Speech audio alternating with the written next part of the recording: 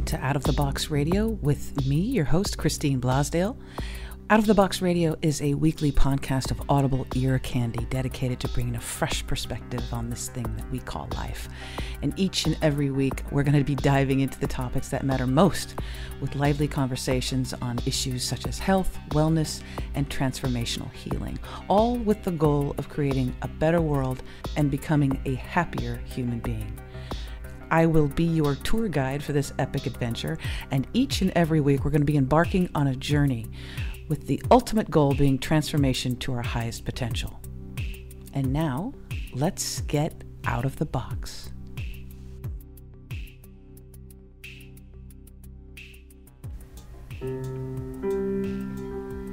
Extraordinary claims require extraordinary evidence, and if there ever is an extraordinary claim, it's homeopathy. Homeopathic medicine is highly controversial, eliciting extreme emotions, from pure hatred to deep conviction in its capacity to heal. My name's ANANDA MORE, and I was concerned about how poorly I was fact-checked and how things that I had said were published incorrectly. No, it's a case of long-form literary journalism, which is how the genre operates. She was not a concerned mother, but a reporter. I just felt so betrayed. I felt so manipulated. Yeah, I want to talk about the evidence and the science. Yeah, there's a lot of good stuff to talk about. With so much at stake, I'm going to investigate the evidence, science, and use of homeopathy in the real world. We get 200, 250 cancer cases. How many clinics in the world get that many? This is my grandmother. She was discharged from the hospital in that condition. She might not live just 2-3 hours more. So after that, Baron's medicine started. She started recovering, and miraculously I saw one day she's sitting here watching the television itself. The interventions in Cuba were not contrived experiments. These were interventions in the real world where people were becoming unwell and dying. She's in the ward. In TPC hospital. I don't know for how long she's been there. We'll go there and find out. But she's so thin that she can't sustain vomiting and diarrhea. She just can't. It's impossible. The fact of the matter is that several researchers have done very sophisticated assays to demonstrate that that specific metal is in that specific remedy that started from that source material. We're not trying to fight conventional medicine. We're trying to show that homeopathy is a very useful adjunct. The current environment is viciously anti-homeopathy. But is the public narrative based on accurate science and reporting, or special interests and hearsay? And unfortunately, there's a lot of this out there. Nonsense seems to be gaining on science. That is what I mean when I say my treatment won't kill you. Their treatment might.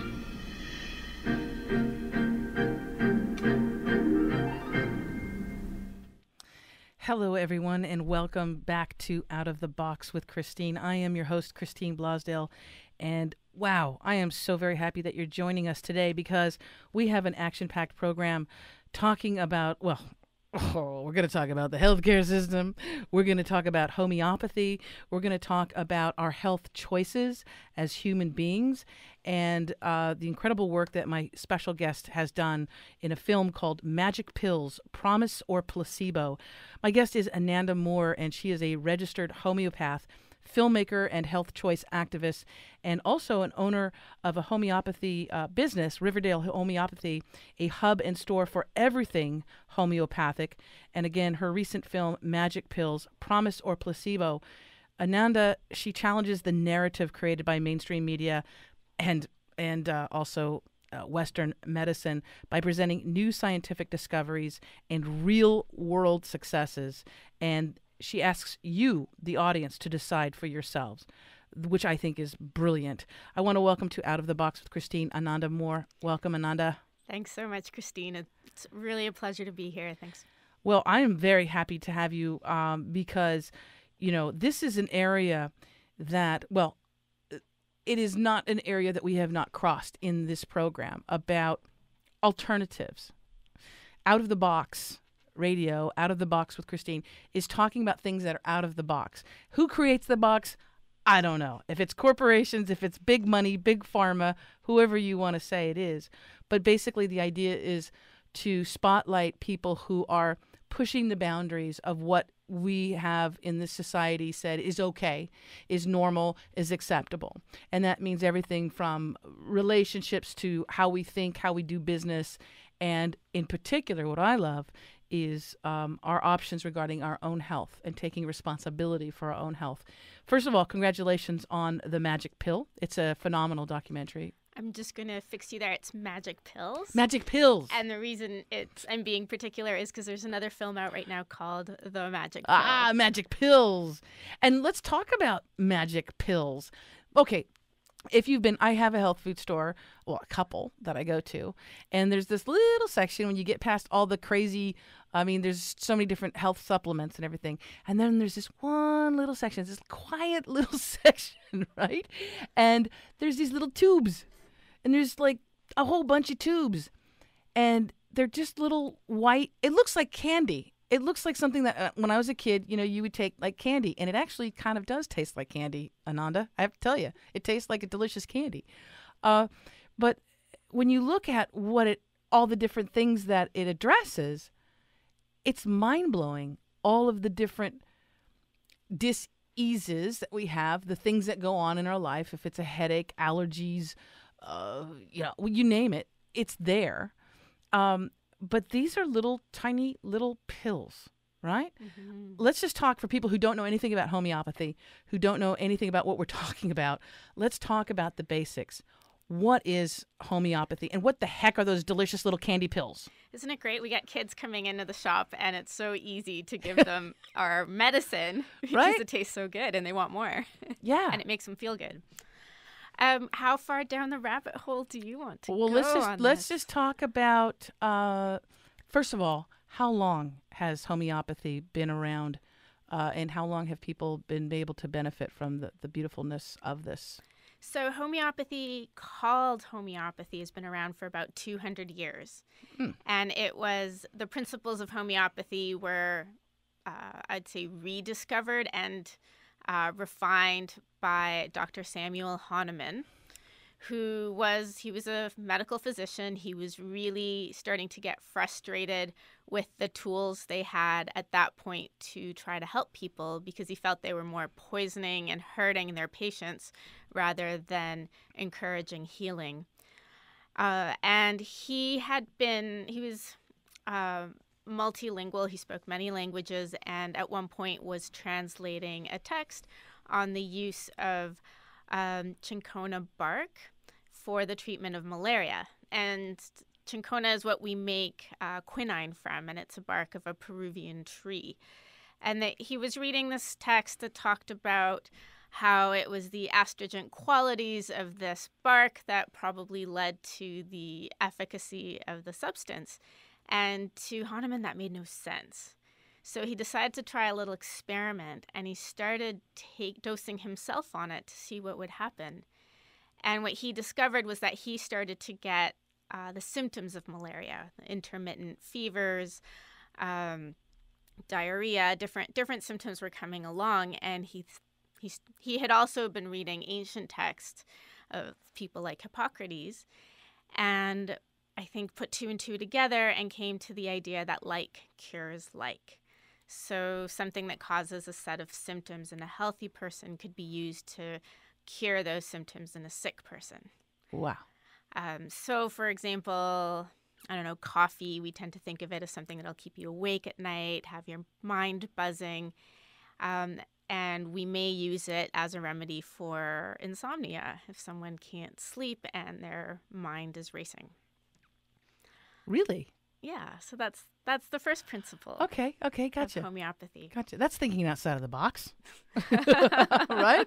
Absolutely, and I think right now homeopathy has really been pushed out to the edges of what's deemed acceptable in medicine, and very systematically so. But we can talk.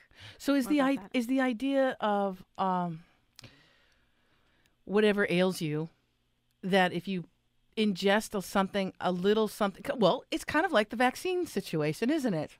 Very much like that. We're stimulating the immune system, or as Hahnemann put it, the vital force. Yeah. By giving it a tiny little bit of the pattern of symptoms that it's already exhibiting. So that your body recognizes it and goes, oh, I know what that is. I am going to start, because our bodies are amazing, are they not? Yeah, and we still know so little. We know the tip of the iceberg when it comes to how our bodies work. Yeah. And how they heal. It's a huge mystery still. Now, with these delicious little candy pills that I'm talking about in homeopathy, there's a whole host of different things. Like I was saying that they're, if you have a cold, there's this one thing. If you have sleeping issues, that's another thing. Depression, it's another thing, right? So I'm just curious, like, how do they come up with the formula for those particular things? Is that what you're saying, is that it's been just tried and tested over many, many decades? Right. So there's kind of two questions there when it comes to homeopathy, because generally we very highly individualize in homeopathy. So, what a concept. Right? Oh, everyone's different. You actually How could that be? Right. You work holistically with people. Oh, gosh. Exactly. How novel. So in classical homeopathy, we try to understand the person as a whole. Like if someone's coming in for headaches, when do you get your headaches? Where do you feel them? What do they feel like? How do you feel when you get them? What triggers them? All those kinds of things we want to understand. And then we can individualize to the remedy that most closely fits that symptom picture. Gotcha. When we're talking about those combinations that you go into the grocery store or the pharmacy and they have the cough remedy and the cold remedies and things like that, what they've done is they've taken a bunch of remedies that they know have a lot of flu and cold symptoms, for example, and they've put them together. And the idea is that hopefully one of those will address what your symptom picture is. So they don't work for everyone. And they're kind of, a wild card. Right. And most of the research, there is some research on non-individualized homeopathy that's positive, but a lot of the research on non-individualized homeopathy doesn't work very well. So it's kind of like a big Band-Aid that they're hoping will fix whatever. But when someone goes to a registered homeopath like yourself, you are taking all of their individual characteristics and symptoms and qualities. How old are you? Oh, you're a man, you're a woman, you're in that phase of life, or you're not in that phase of life. You have these things in your history, right? I know you do like a real important, like a medical background about what's going on in their family and what they could be susceptible to. So then you individualize a formula for them or a prescription for them? Yeah, I would say we generally choose one key, what we'd call a constitutional remedy that we feel fits the picture the best, and then might throw in another remedy here or there to deal with an acute situation. Right. But I think what's different from us is that we really go into the person's history, try to understand their stresses in their life, how they perceive them, how they make them feel. So you could have 3 people go through the same life situation, and all of them are going to respond differently to that exact same situation and perceive it differently. I could be bleeding internally, and I'm like, I'm cool, I'm good, I got this. And someone else could stub their toe, and they go, I'm dying. Exactly, right? Exactly. This is just what I really love about this too is because it's so dramatic. I mean, if you got to watch the documentary Magic Pills, but the dramatic part of this is that you're not just even able just to go ahead and do your wonderful, beautiful treatment and helping people. You got this opposition, right? Yeah. Let's talk about the opposition. Who's opposing you helping people? Oh, there's a lot of people out there trying to oppose us. And it's been for the past 200 years. Hahnemann left a legacy of this opposition because he, from the very beginning, he didn't trust the pharmacies that were making his medicines, and he tried to trick them to see what they would do. Oh, is he a Scorpio? No, he's an Aries. Is he? Oh. April 10th is his well, birthday. So he's got those horns. Okay, yeah. But who knows where his rising or... Yeah. I don't know enough that's about something astrology. I would do. That's something I would do. I'd be like, you know what? Let me just test you and see what's going on. So he would test the pharmacies to see Right. if So they he'd did come the up with a formula. fake prescription, and they would provide it when it wasn't anything that was really available. Right. So he started to make his own remedies and feel that it was important for the practitioners to produce the remedies themselves. And that turned the pharmacies against him. Oh, because they weren't making money. Right. And it's been since that time that there's been a huge clash between the work of homeopaths and the work of what we call allopaths. Some people think... Yes, allopath is or conventional medicine. Conventional Western medicine. I'm wondering... Go ahead. No, go ahead. Ask your question.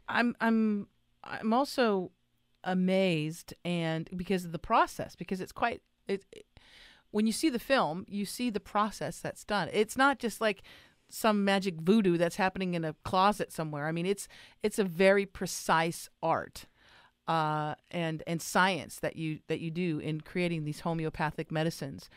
But what I was so thrilled about is the affordability. Mm-hmm.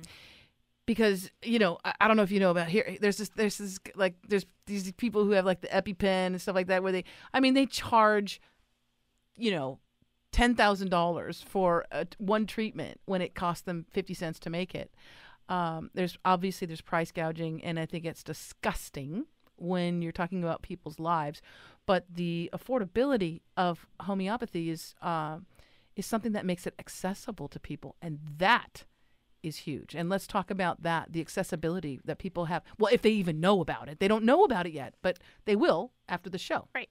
So I would say in some places it's a lot more accessible than others. Mm-hmm. And that's where they're really battling us, is to try to make homeopathy more and more inaccessible.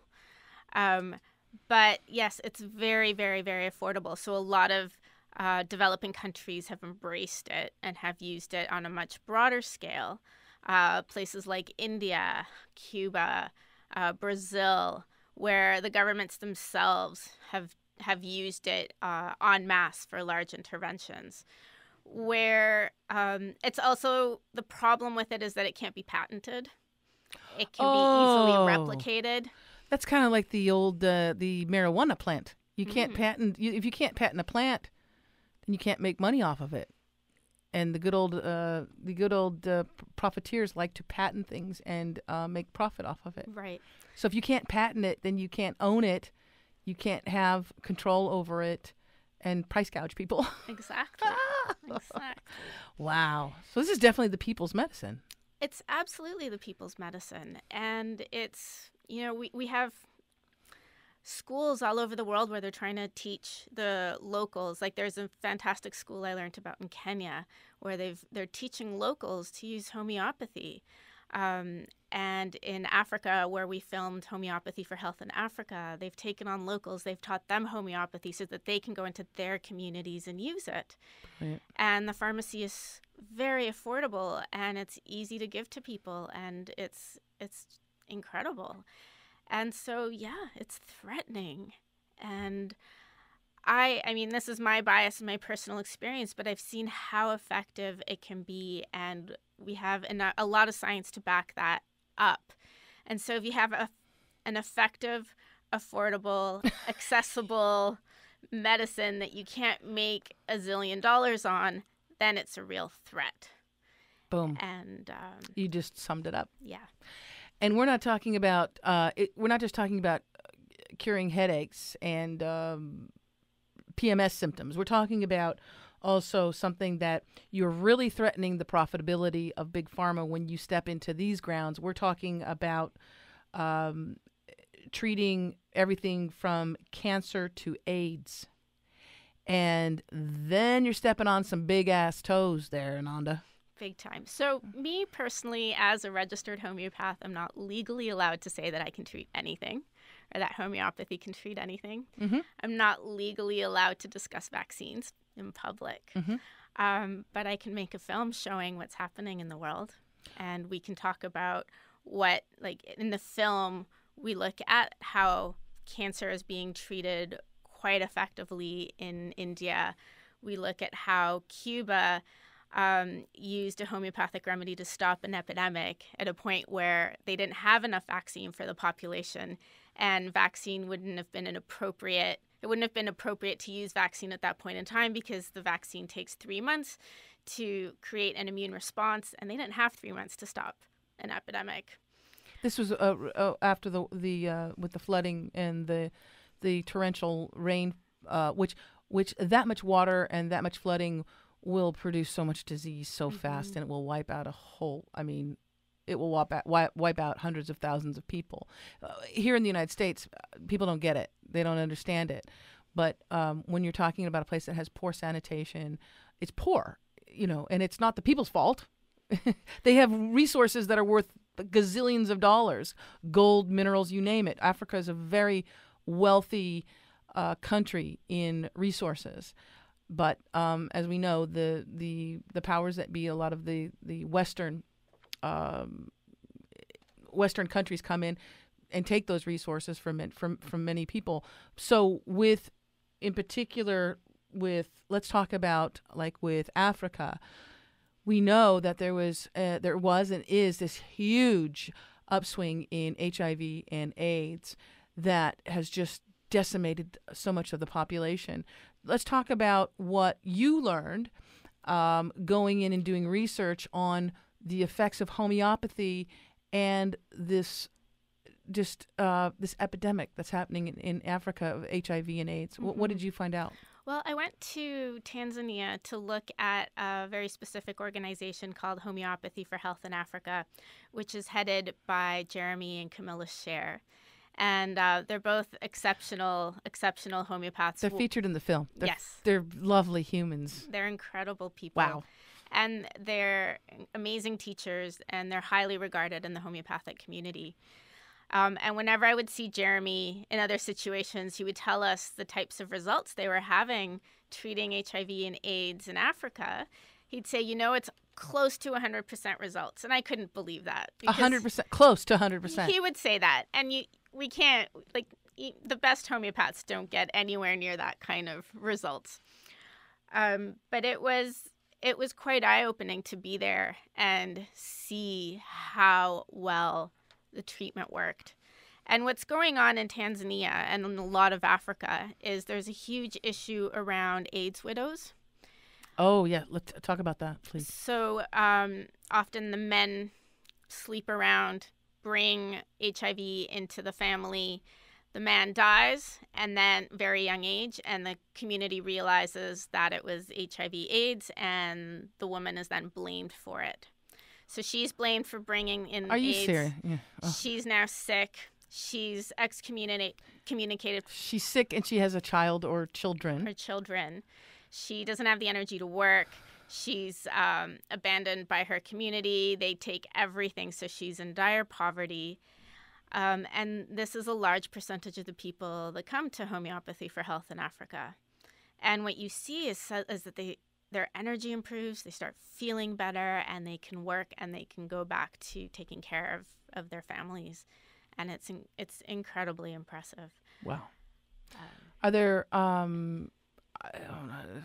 statistics or numbers about the amount of people who have come through that particular organization and who are still alive and are getting better or feeling? Because I saw there was some during the film in Magic Pills, they were showing these numbers, and you can tell me exactly what, because I got not that I am slow, but there was something about the numbers. Is that something about their T cells, or they were showing people that were coming in, women, men that were coming in, and what their numbers were before they were introduced to the homeopathy treatments, and then after. Can you tell us what those were? What that meant? Right. So they're measuring CD4 cell counts, and CD4 is a part of our immune system, and HIV attacks the CD4 cells. Okay. And so they can measure how active an infection is. They don't have the equipment to measure viral load in Tanzania, so they have to depend on the CD4. Is that through blood? Yes. So they check the blood. They can see somebody's a CD4 of 150 or so. Is it the lower the number, the worse? The worse. Okay. So what you're doing throughout the film was showing that you were showing the numbers when people would come in. Mm-hmm. And so that was either with no treatment of anything, or maybe they had some allopathic method. Yeah. I don't know. So usually they'd already been on the antiretroviral medication. And so that's an issue in Tanzania. So one is it's really hard to get the medication to people. Yeah. And then it's hard to keep them on it.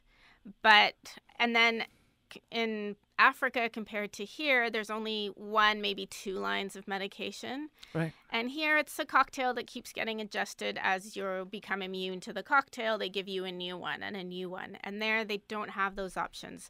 So they reach what's called treatment failure. Or plateau. Sure. Yeah. And so people come in, they've already been on the allopathic medications. Their CD4 counts go up for a little bit, and then they come back down. They're still on the drugs, and so they've reached treatment failure. But what they do is they keep them on the medication. They don't take them off, and they introduce the homeopathic medication. And then what happens? And then you start to see, as they're going to their doctors for visits and they're getting their blood work done, that the CD4 counts start to go up.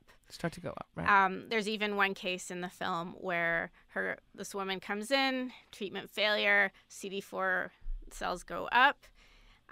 She stops doing the homeopathy, and her CD4 cells come down. And then she comes back and starts again. So you have what I would call like an end of one study. So you can see what they're like, the same person, what they're like with treatment and without treatment. Which is so important to see the powerful efficacy of the homeopathy. Yeah. In terms of other statistics, we don't really have them. It's a study in progress right now, and they're still waiting for ethics approval. So I don't have access to a lot of larger statistics, as in how many people have been treated. And those studies, they cost a lot of money. Yeah.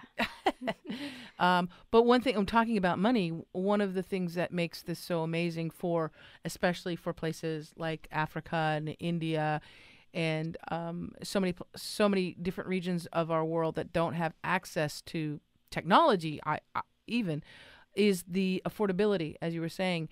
And to produce the homeopathic medicine, let's talk about that too, on a cost by cost basis. Obviously, the vaccines. I don't know if the normal allopathic vaccines that are promoted here in the United States, if they are sent to Africa, if they're sent to these countries, how much it costs those countries. I'm not certain, but let's talk about. I mean, you even have it where people, it's easy for people to make, right? Like and fast. It's easy to make quickly, and it is a precise sequence of events that has to go process, but it's very affordable and very easy to do.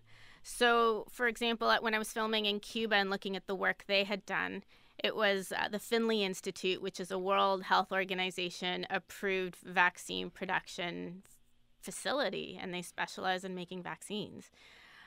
So they had everything there. Yeah, and they have a very precise staff, very, very, very proud of the level of work that they do there. Yeah. And it's to the point of measuring the impurities in the water they're using to make the remedies, measuring the exact amount of everything, being able to look at the source material of the remedy, ensuring that it has the appropriate amount of, different, like when they're using a plant, different amino acids, different, like that everything is present, and it's a good sample of that plant or that animal or whatever it is that we're using to make a remedy. So we didn't talk about how remedies are produced yet. Yes. But what makes homeopathy very controversial is that it goes through a process of dilution and what we call succussion, which is like a very hard shaking or slamming. And so it isn't just dilution, but if you don't have that succussion component, not much happens. You don't end up with an efficacious medicine. Is that because through the film you see people like there's bottles and then they're like hitting the bottles? Is that like a breaking? a breaking apart of the molecules or disbursement of the molecules in some way that you think? An activation? Absolutely. So there's a lot of research going into this right now, and I don't have any final answers, but very, very strong forces are being created in that bottle, and very high temperatures are being created in that bottle for nanoseconds. And what happens is they're made in glass, so the silica molecules are being sloughed off from the glass, and we know silica is a great conductor. Yes. And we've got the source material being turned into nanoparticles. And what we're finding is that in these very high dilution ratios where there should be nothing left in that solution you've created, we're finding source material nanoparticles over and over again. And the studies have been replicated in 12 different labs. It's not a difficult study to do. You put your remedy under an electron microscope, see what you find, and you can do assays to see what those nanoparticles are made from. So it's quite interesting that way. So one is they always tell us there's nothing in our remedies, and we now have very clear evidence to say that's not the case. Right. We also know that nanoparticles work very differently in our bodies and respond very differently. Very. And we also have this combination of silica with the original substance. So it's interesting. There's also ideas around electromagnetic fields that are being created that are very specific and have been measured to the specific remedy being created. Energy. Exactly. Energy. And that's a whole new field of medicine right there, energy medicine. I love exploring different realms of medicine and healing through sound, through light, through vibration. I think that is definitely the future of medicine. And you're with homeopathy, you're already on the cutting edge. And it's not even, it shouldn't even be cutting edge. But we are again, that opposition. Oh, and speaking of opposition, throughout the film of Magic Pills. Oh, and folks, if you just tuned in, hello. I am joined in studio by ANANDA MORE. You're listening to Out of the Box with Christine. And ANANDA MORE is a registered homeopath, filmmaker, and health choice activist. And her recent film, Magic Pills, Promise or Placebo, is something that you definitely want to check out. And if you want to learn more about the film, you can go to magicpillsmovie.com, magicpillsmovie.com. Now, I had mentioned about whenever I want to mention this guy, and I don't even know his name. I don't want to say his name. You can say his name. I want to do like that Snidely Whiplash, the guy with the mustache. So there is you had people who you featured people throughout the film who have obviously benefited from homeopathy. They're alive. They're well. Their CD4 cells count has gone up. Then you can see the vibrancy in their face. You can see their life force has come back, especially there in Africa and India as well. But then and I like this because you always have to have that person, the one who says this is bull, blah, this is just quackery. And as a matter of fact, this particular person has a bunch of ducks in his office that he's very proud to show. Tell me about this human being that you have in the show that you feature as well, who talks about how this is all poppycock. This is not real. Well, this is Dr. Joe Schwartz from McGill University, a chemist, and he heads a skeptic organization based out of McGill, which, interestingly enough, is funded by the Trottier Foundation. And who are they? And Trottier was a gentleman who made all his money, a lot of his wealth through the cell phone industry. Oh. So you'll see Joe Schwartz doing little videos on how cell phones don't cause brain tumors. How healthy cell phones are. Yes. And what is it? 5G is awesome. That's coming our way. So looking forward to that. Yeah. And Trottier is also, I'm not sure if he's currently still sitting, but last time I checked, he was sitting on the board of a pharmaceutical company as well. Which one was that? Do you know? It was a small company, and I don't remember the name of it off the top of my head. So this is who is it? Dr. Joe Schwartz. Dr. Joe. Dr. Joe. And that's how he's known. He's got his radio show. He's got a radio show too? He's, oh, God. His podcast. Let me guess. His whole show is based on talking about quacks. And right? Well, there's a few people who do that, like Stephen Novella. There's a bunch in the States, the New England Skeptic Society. He kind of does this combination of things. So and that Michael guy. Remember that Michael guy from the Skeptic Society? Skeptics. Michael something. There's a few of them now. I forget his name. Yeah. Okay. So Dr. Joe. Yeah, so Dr. Joe. So you got to talk to Dr. Joe. I got to Dr. Joe. And why does he say that homeopathy is bull? Well, he thinks it defies the laws of science. He believes that, I think there's different perspectives on science. But isn't science completely always changing? Absolutely. Because what was science 30 years ago, 20 years ago, you don't do it. Science is a process, right? Science isn't an absolute. Yeah, you used to put leeches on things, and you'd hope that it would suck the evil out of you. And we still do that. Yeah, well, but that was science. Yeah. No, or oh my God, you're wearing this color. Oh, you can't wear that. Yeah. I mean, yeah.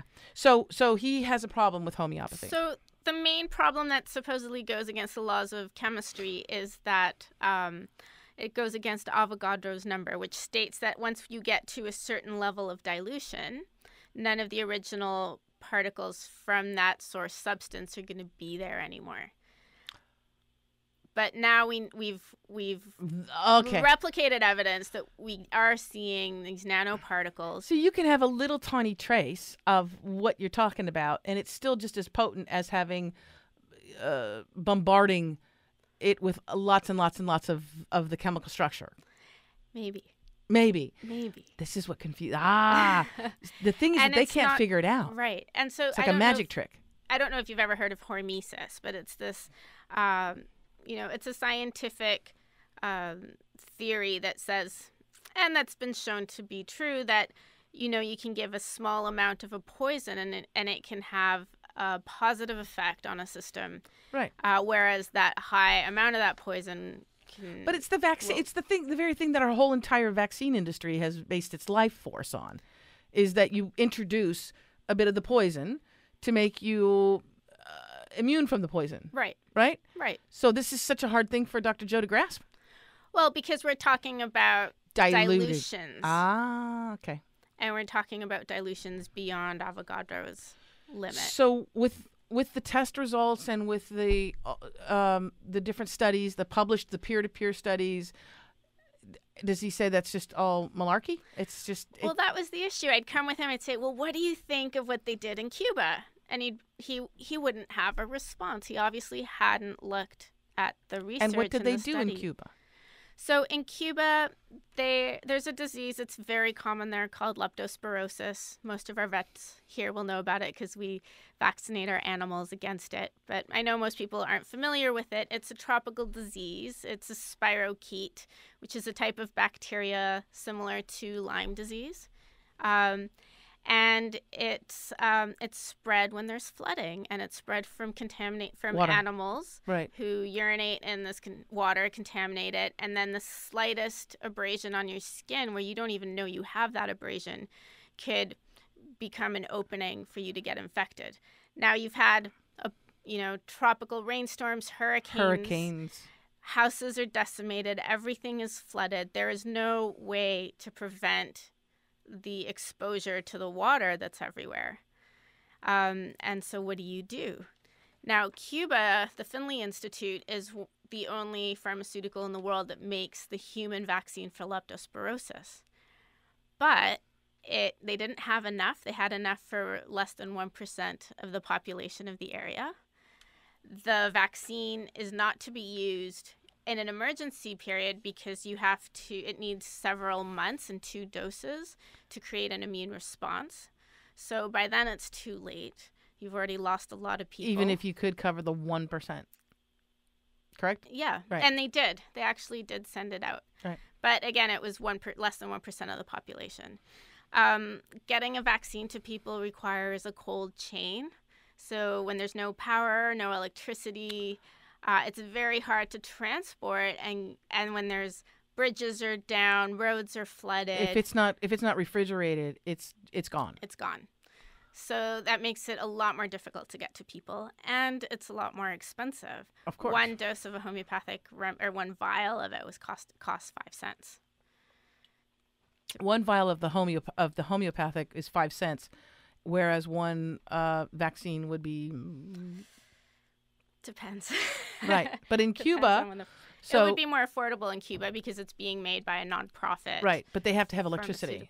Yeah, and they have to have the ability to get it out to people, and the road, everything is flooded. So let's talk about this amazing campaign that happened after the big hurricanes that happened. Right, I mean there was devastation in Cuba, and I love this because it just rolled out fast.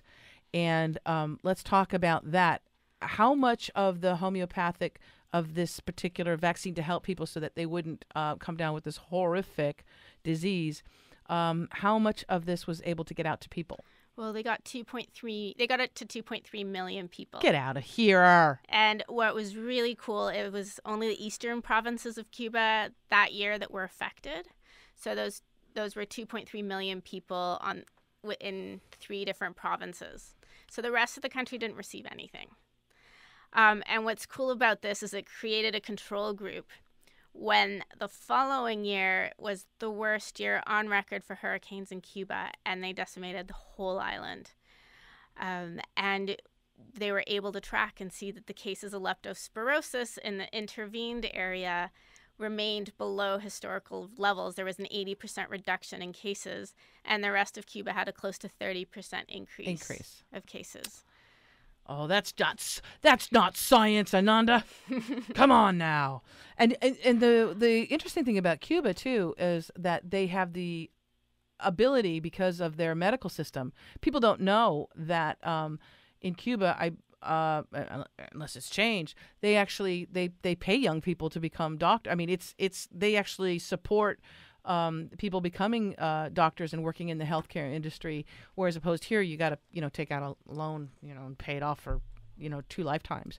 But they're very proud of their medical education and response that they have. They even try and donate it. I mean, when we have an emergency, Cuba, who we've just completely just kept back in Stone Age with everything, right, with the embargoes. Yet when we're in a situation, they're definitely willing to come and help us out. Well, that is phenomenal. It's thanks to those embargoes in a way, and the Castro family, who's very open to alternative medicine. They wanted to make sure that they could have an independent medical system that wasn't reliant on international aid and international pharmaceutical companies. So they have developed a very advanced medical system. They have drugs that are not available anywhere else, and people go to Cuba just to get. And I know the pharmaceutical industry here is dying to get its hands on. They have a lung cancer vaccine. They have all kinds of medications that aren't available anywhere else in the world. Scientifically, they're very advanced. People receive very high levels of education. Education is free. Exactly. But the truth is that doctors, when I was there, things have been changing a lot, and I haven't been back in a few years, but doctors made very little money. They don't get paid very much. They don't get paid very well. So it isn't a career people go into in order to become wealthy or financially independent. They actually go into it to help people? They go into it to help people. And they do get the opportunity to go overseas often as doctors, because they send these brigades of doctors all over the world. Yes. But what's also really interesting is they're very focused on preventative medicine. So a doctor is responsible for their neighborhood. They receive a house and a clinic in that neighborhood, and they're well taken care of. But they got to see and check that everyone's doing well. And if they haven't heard from someone in a while, they'll go and find out how they're doing. So it creates a very personal network of healthcare, and one that's also very easy to track. So they know that they got that remedy to 2.3 million people. They know how many, and they were able to get it out there very easily and very quickly because of that network that they have already in place. And they also believe in informed consent. So if they would explain what the remedy is, and there were people who refused to take it, not feeling comfortable with it, and there are people who didn't take it. Right. Which I think is also really impressive, that we think of it as like a dictatorial regime. No, informed and yet, consent is absolutely vital as human beings. We need to have that in Cuba and in the United States. And everywhere else. Can you talk about? I know we had mentioned Cuba. We talked a little bit about Africa, but talk about the homeopathy in India. Right. Can we go into that? Sure. So where I focused on there was Banerjee, Doctors Prasanta and Prateep Banerjee. Mm-hmm. And Dr. Prasanta, I mean, they're now a third generation of homeopaths. And Dr. Prasanta opened this free clinic in Calcutta when he first graduated and finished his studies. And thousands and thousands and thousands of people started to come see him. And he started to see patterns. So he he got away from that individualized homeopathy and started to create protocols. So people would come with a specific pathology, and he would have a protocol on hand to provide, so he could see people very quickly, and that enabled him to see 100 patients a day versus a normal homeopath could see 3, 4, 5 patients a day. Right. He needed to process as many as he could at that time. Right. Right. And now those protocols have become world famous, particularly in the treatment of cancer, where they've had a lot of success. And the area where they've had the most success are brain tumors, where Western medicine has a very low level. Rate. Yeah. Right. Yeah. But they're especially successful with brain tumors, as I said. And we met with this really interesting gentleman named Tapas Raha. And he was bedridden for years. He had a brain tumor, went through the chemo and the radiation, which, devastated him. He lost the ability to walk. He could hardly move, and he was bedridden for 3 years. Finally, he decided this wasn't for him, and he started looking for alternatives, and the Banerjees came to see him, Dr. Prasanta Banerjee. He started the protocols, and this man came with me to Sedona for the premiere of the film. He can walk. He's very excited to share his story with as many people as possible because his tumor shrunk and he regained the capacity to speak, to move, to talk. It's quite an incredible story, and they've had thousands of cases like this. That should be front page news. It should be front page news. But when you try to get anything through the media, you get because the media is owned by the because that's the beauty of alternative media, of podcasts and things like that, where we can actually talk about that. But isn't that, that's been a bit of my frustration. Being in broadcast journalism for 15 years, there have been a whole host of different alternatives that that could save millions of lives. And yet we're only given we're not given those alternatives. It's the thing. It's either it's either rat poison or arsenic. You can either have chemo or you can have radiation. What do you want? And it's like neither one. I don't think my body is going to do so well on either one. Well, that's all the insurance is going to pay for. That's all that we're going to promote, and everything else will be illegal, which is insane. Mm-hmm. Then on top of it, you have some of the most brilliant minds are our homeopathic physicians, our naturopathic physicians, our holistic physicians, and I'll tell you, it's like a hit list. I mean, I'm looking at how many of our brilliant natural healers, doctors, people who have done research, who have actually helped people, who are doing things and helping and healing people without going to a chemical substance that is patented, and they're disappearing. There are large rates of suicide, quote unquote. The murder rate, apparently, the break-ins and people being murdered. If you happen to be someone who is a natural physician, naturopathic physician, it's just amazing what your chances are. You know, you just, it's like, And it's not a conspiracy theory that the people who are speaking out about, hey, there's a less toxic way of getting well. There's a more affordable way, thus more people can get well.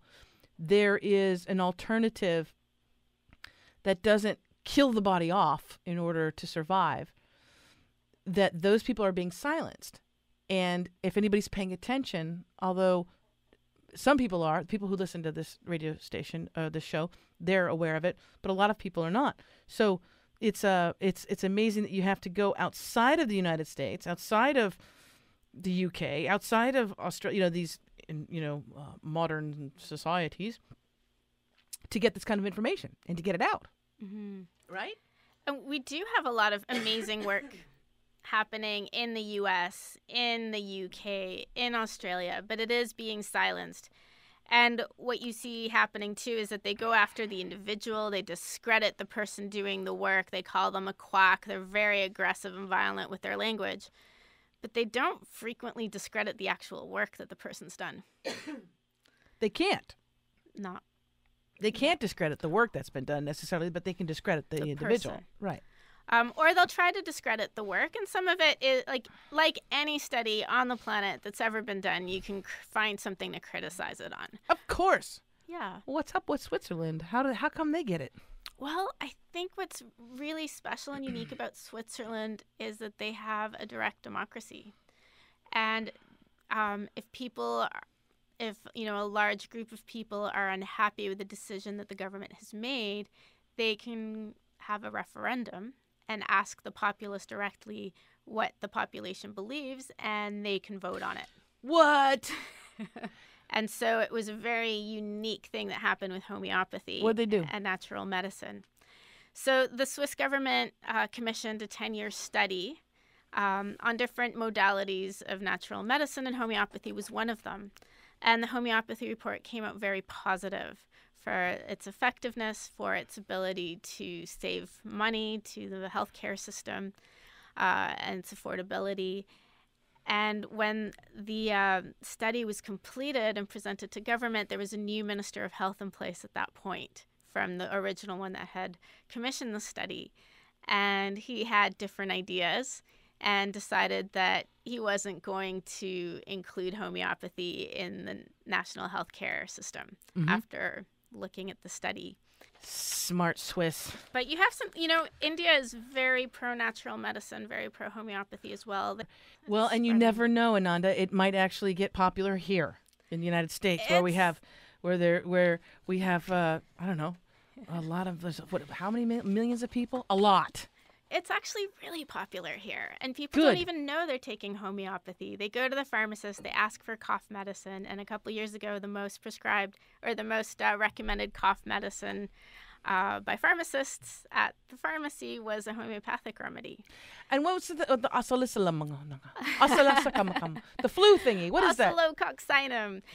Is that a homeopathic thingy? It is. It's a remedy. Because it's those little white delicious candy pills. Right. Then you can just down them. But yeah, it's a remedy made from duck heart and liver. Uh-huh. And the reason for that is that they carry a lot of the different viruses. And the idea is there's going to be enough flu viruses in there to give a similar picture to hopefully that year's flu that you're going to get. And so we use it as a treatment for the flu often. Brilliant. Ananda Moore, you are awesome. I want to thank you so much for joining us today. And can I talk about one thing really quickly? Yeah. So, yes. There's one thing I really want to mention, which is here the FDA has now drafted a guidance document, basically stating that they're changing how they're going to address homeopathy. Homeopathy has always been included under the FDA because the senator, the results. Oh, the senator who sponsored the legislation to create the FDA was a homeopath. And now they want to change it, and they've drafted this report or this guidance document that says, in essence, that homeopathic remedies are illegal until they are They go through the new drug approval process, which is an incredibly expensive process, $300 to $500 million to do. How much? $300 to $500 million. Oh, the FDA needs that. Right. Well, a lot of it has to do with the research, along with their fees. There's an organization right now called Americans for Homeopathy Choice. You can visit their website, homeopathychoice.com, or I believe it might be .org. But if you just Google Americans for Homeopathy Choice, you are going to find them. And they're fundraising right now. They have gone to Capitol Hill. They have talked with senators and congressmen. They're educating them on how America and homeopathy and the history of homeopathy in this country, and that we need our freedoms and our choice and the right to make our own choices for the medicine we want. So the organization or that you want to look up is Americans from Homeopathy Choice. And can people find out information at your personal website about that as well? Yeah, well, not right now. Okay, but will? But if right now our film, if people want to watch it, they can choose to host a screening, and we're making it really accessible. You can host a screening in your living room, invite your friends, great, have a discussion about it. And we're using these screenings to raise money for Americans for Homeopathy Choice. Okay, I like that. So people can go to magicpillsmovie.com. That's plural, magicpillsmovie.com. Host a screening, have a little in-your-house screening if you like. The funds, anything that is raised from that is going to, she's going to be putting that towards Americans for Homeopathy Choice. I think that's a wonderful thing to do. And to go to the website, definitely, and check it out. Not only do you want to see the trailer to it, you're going to be absolutely mesmerized by it, but also you can follow up and keep up to date as to what's happening in your country, because people who listen to the show listen to us all around the world. Well, you can find out what's happening in your country and what you can do to make sure that you have the choice. That's the whole idea, is that you have the choice for this beautiful medicine, inexpensive. No, and we didn't even talk about, there's no side effects. Your liver doesn't get blow up. And it's non-toxic. It's non-toxic. You can't even chew a crayon. But you could chew a delicious candy pill like the homeopathy. And I want to invite people to join our mailing list, because what we're working to do is build a grassroots movement, and we want to empower people to be heard and to educate others, and that's what we're doing through our mailing list. Beautiful. We will send everybody that we can to your website. Again, it's magicpillsmovie.com. Check it out. Ananda More, I want to thank you so very much for being a guest on Out of the Box with Christine. Will you come back? Absolutely. Okay. I want to thank you, wonderful listeners, for tuning in this week. Remember, I highly suggest that, this is a highly suggestive state. I want you to go to the Out of the Box with Christine official YouTube channel, subscribe to it, because this show and many others you can easily share on your social media. You can send it in an email. So if there's somebody that you want to hear this interview, you say, oh my God, you got to hear this interview. You got to hear what Ananda was talking about, this incredible medicine that is available that you don't even know about. Please do subscribe to the YouTube channel so you can send this program to them. You can either post it on social media, or you can send it to them in an email or a text message. That's how simple it is. Until next time, I want to remind you always to think outside of the box. Bye for now.